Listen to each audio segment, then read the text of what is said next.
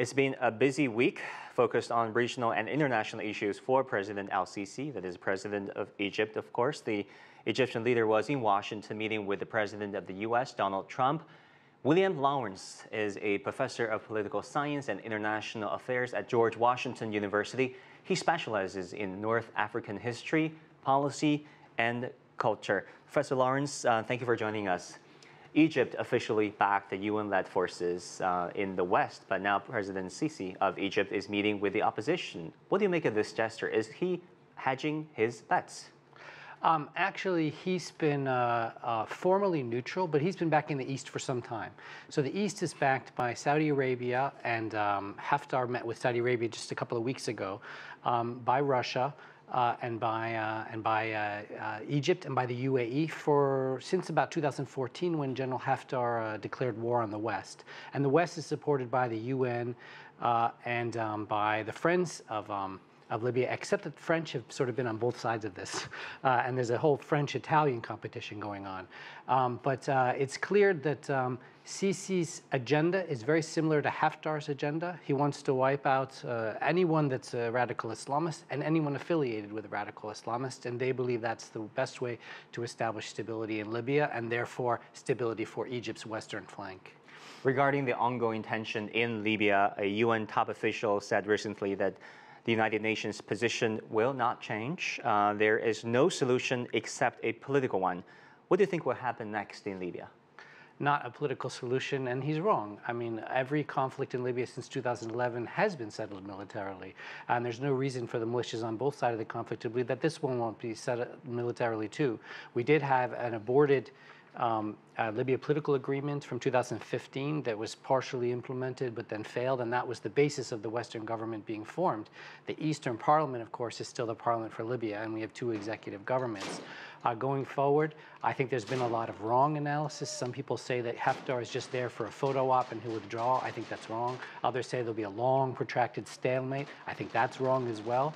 I think there'll be an effort at a military solution, and really the key to the battle right now is how cohesive are the Western forces, who have been battling each other, and how cohesive are the Eastern forces, who don't always get along either. This battle itself is sort of a testing ground for both sides to see how the irregular forces, and the East is also mostly irregular, not regular army, but irregular army. So whether these irregular forces on East and West will work together or work at cross purposes and not be cohesive. Who's more likely to prevail at this point, and also taking into account the external pressures from regional and international players? If you'd asked me a week or two ago, I would have said Haftar had an excellent shot because the West was weak. Now it seems they're rallying, and now it seems that the struggles we've had among Western militias have abated, and reinforcements from Zintan and Misrata are coming in to help them. And so I think at this point, I would say those defending the home turf are in a better position right now.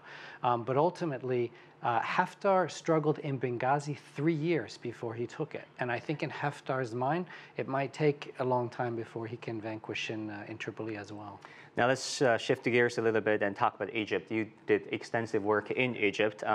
U.S. Secretary of State Mike Pompeo recently said Egypt could face severe punishment or sanctions if they purchase Su-35 Russian jet. What do you make of this warning? I think it's very significant. I think Egypt, for a long time, like a lot of countries in North Africa during the Cold War, would like to sort of play the Russians and the Americans off each other. And there's no question that Sisi is skilled in this game and will certainly get every benefit he can from the Americans while getting every benefit he can from the Russians. I think it's been proven for some time now that Egypt usually doesn't respond to cajoling or soft pressure, but to hard pressure. So the question is, how hard will the Americans be in order to get what they want? So, for example, recently, U.S. withheld several $100 million of assistance to Egypt in order to get Egypt to change its NGO law and release some Americans, and this happened. So the question is, will the Americans again use hard pressure on Sisi rather than just soft pressure and threats? Professor William Lawrence from George Washington University, thanks so much for your perspectives.